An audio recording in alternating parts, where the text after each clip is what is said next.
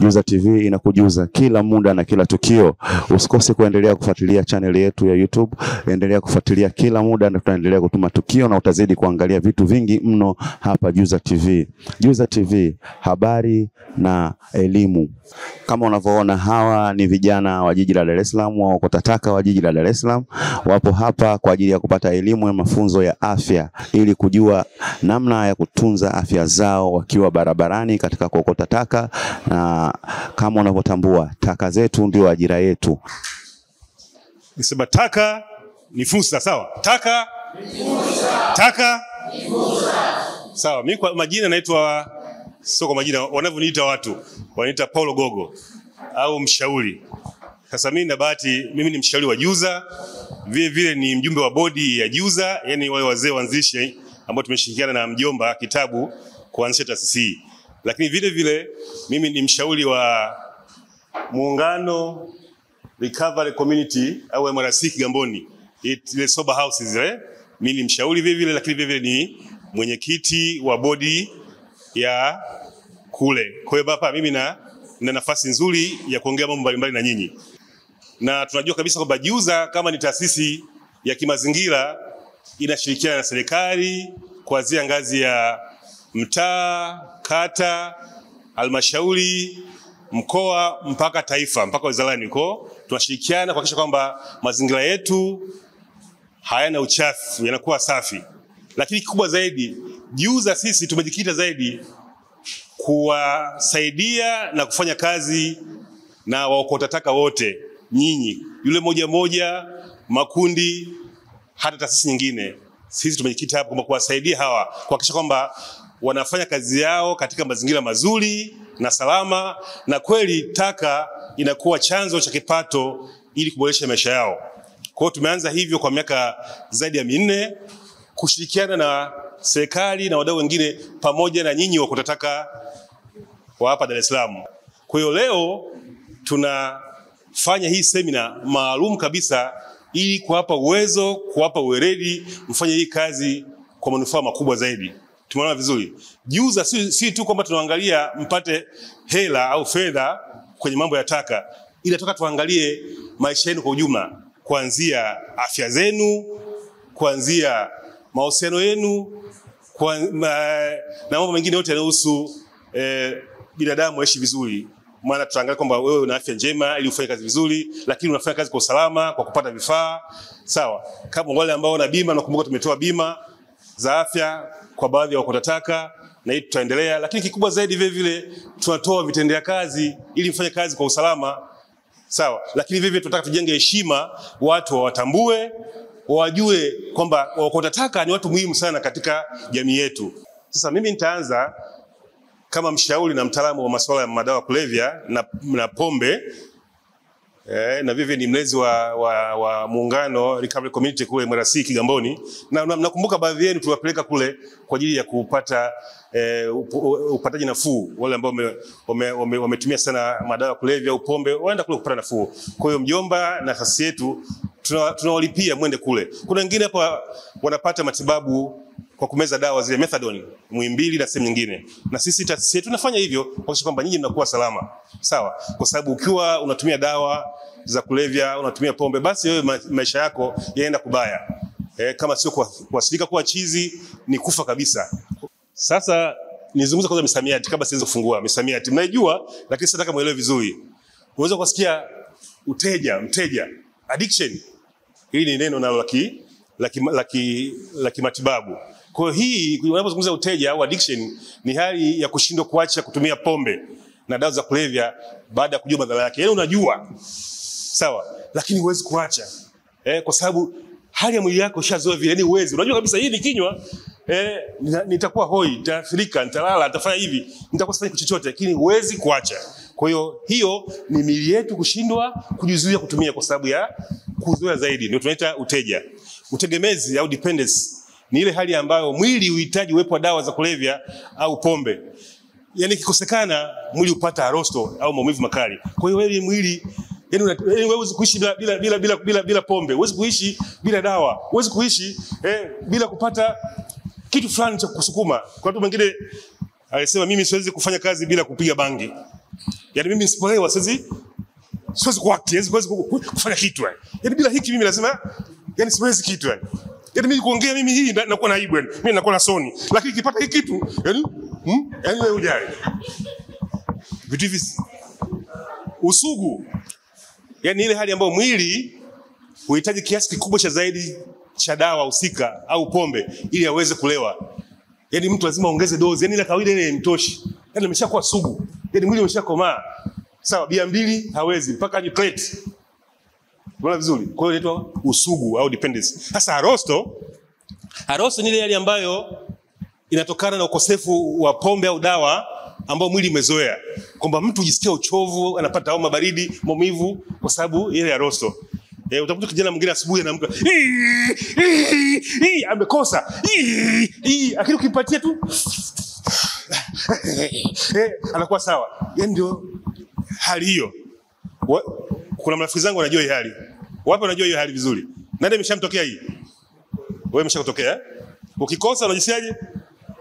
Hali mbaya, mwili unaoma, unakuwa homa, unakuwa sio kitu. Asante. Sasa hii arosto iko sababu wengine wanaumia, wanateseka mpaka wanakata roho. Asipopata kata roho. Siku moja nilikuwa Mtwara. Nimemwajiri kijana mmoja wa Kongo, nilikuwa mke wangu na saluni ya rasta. Kwa hiyo kumwajiri kijana. Kumbe kijana alikuwa anatumia cocaine, heroin, madawa. Sasa siku moja nikapigiwa simu kwa kijana wako anakufa kula amezidiwa. Yeye iko kwenye chumba pale watu wamepangishia na garagara.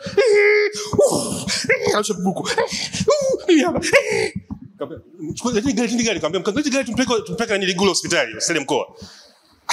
Mzee kaniita. Mkurugenzi huyu hospitali haitamfaa, niachie mimi dakika 2 tu, hebu nipe 2000 hapo.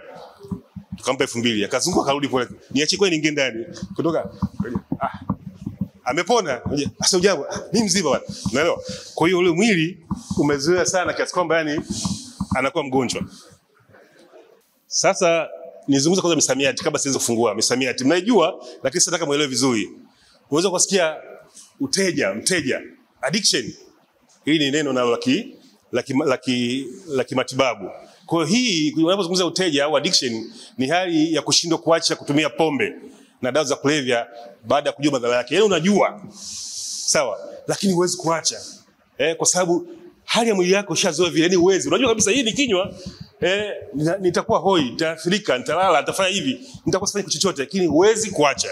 Kwa hiyo ni miili yetu kushindwa kujizuia kutumia kwa sababu ya kuzoea zaidi. Ndio tunaita uteja.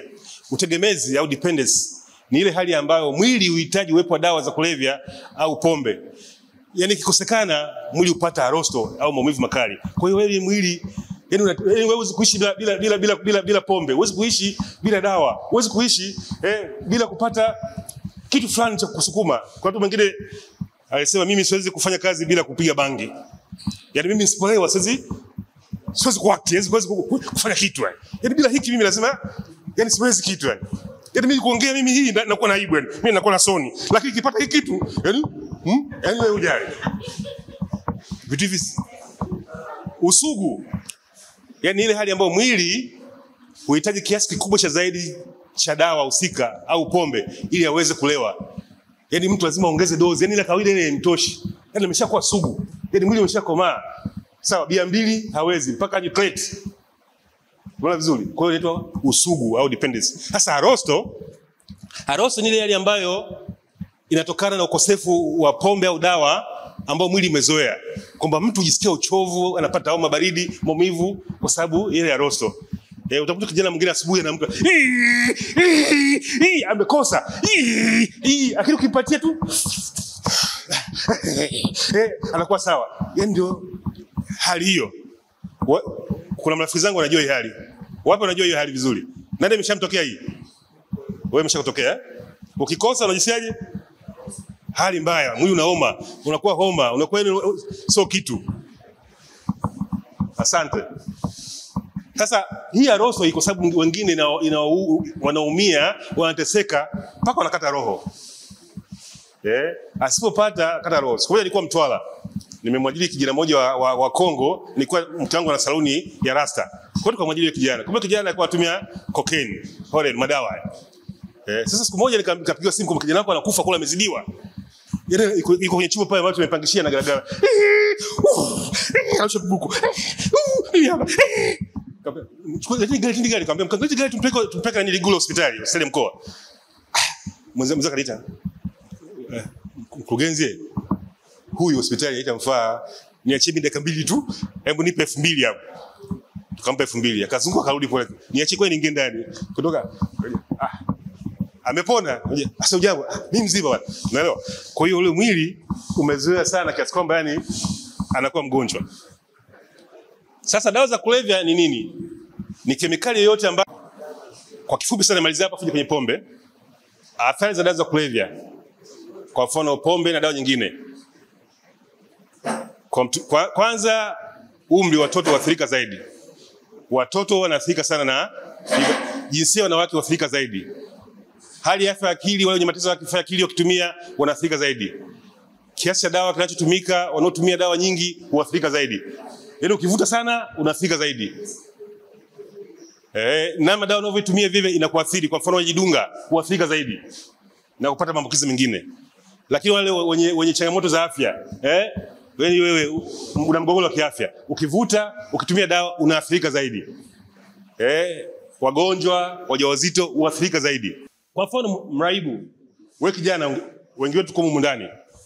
Wewe unaathirika vipi ukitumia hizo dawa? Kwanza unapata changamoto kupata magonjwa kama saratani ya ini, magonjwa ya mapafu, magonjwa ya kinywa, changamoto ya figo, changamoto ya moyo, ngozi na changamoto ya tumbo na kadhalika. Lakini vivyo unapata magonjwa ya akili. Crazy. Yaani wewe uelewi. Changamoto ya akili. Yaani akili yako wewe huwezi kuongea na mtu mwenzako vizuri dakika 2. Mwingine umeanza hapa nimeona hapa, akamwambia sogea huko. Wewe vipi? Bwege ni fani ni wewe. Kashaanza bila sababu, sogea vizuri hapo. Ushaanza changamoto. Hiyo ni dalili moja wapo ambapo ukijitahidi unaweza kuiacha. Lakini maambukizi ya homa ini, VVU na kifua kikuu. Na niseme mjomba jitahidi sana kuwasiliana na taasisi za kiafya, kuandaa matukio mbalimbali ya upimaji afya. Sawa. Leo nadhani tumepanga kule nje wapimaji waje pale kutoka nani Mnazi Mmoja hospitali, tuangalize afya yetu, kupima kifua kikuu. Ni vizuri kujijua afya yako ili uanze kupata dawa. Sawa. Na mjomba, kupitia Juza tutakusimamia wewe mpaka upone. Umeze dawa, upate chakula kidogo hadi upone ili ufanye kazi zako vizuri. Tumeona vizuri? Kwa hiyo changamoto ya maambukizi hayo ya magonjwa yapo, lakini Rosto kama nilivyosema, ukikosa hizi unakuwa na ugonjwa wa Rosto, changamoto ya Rosto. Unapata homa, unapata maumivu na mambo mbalimbali. Lakini kuongezeka au kushuka kwa shinikizo la damu. Kwa hiyo wengi watumiaji hizi dawa wanapata changamoto ya moyo.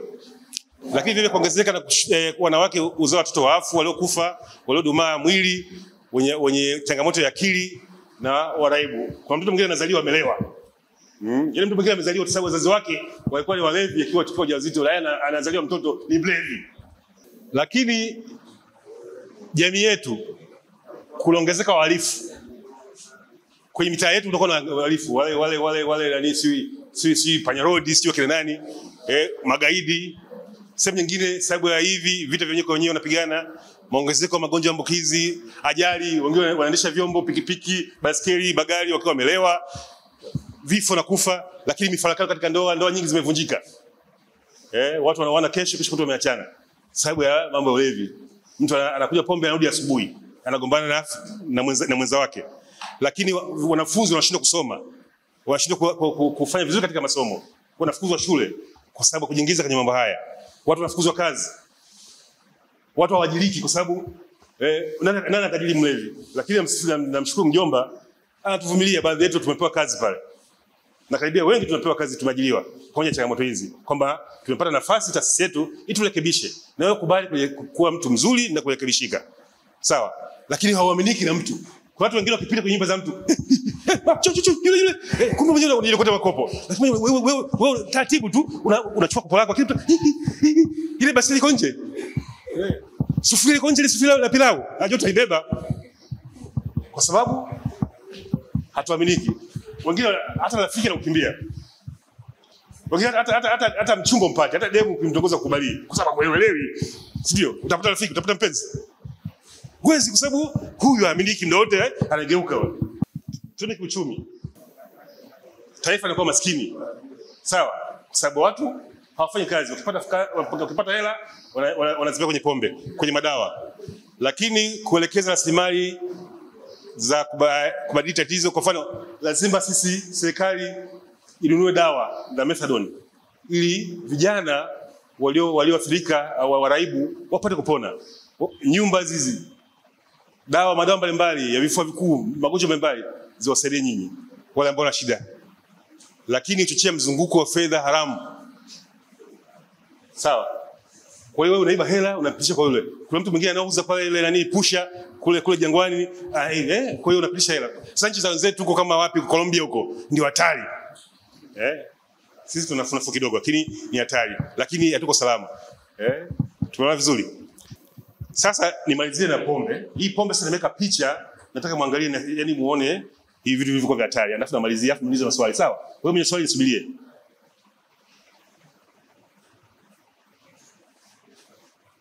Sasa nataka nifundishe madhara ya kunywa pombe kupitiliza. Na baadhi yetu tunafanya hivyo. Pombe tukia miaka ya nyuma, tukiwa enzi za wazazi wetu, mababu walikuwa kunywa pombe kwa furaha.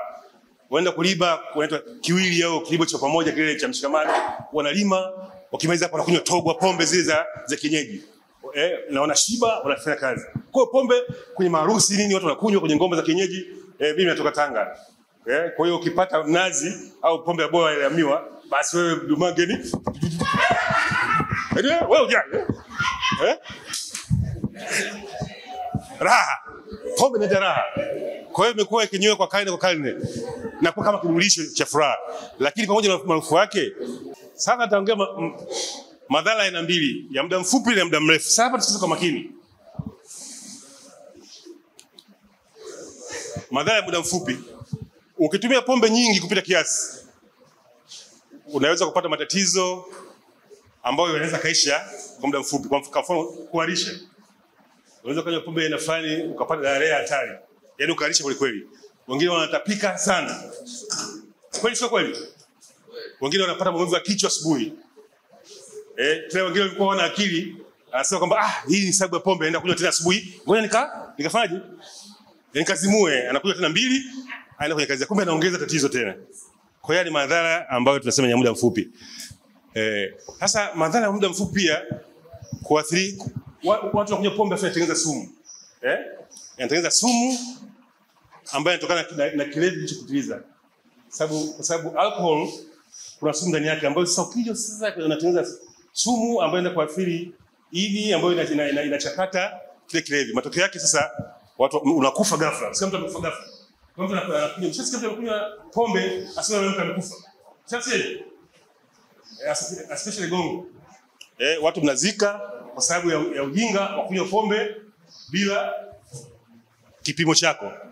Kwa kina mama wajawazito wanatumia pombe kupita kiasi, wanaharibu mimba na kuzaa watoto ambao wana hitilafu.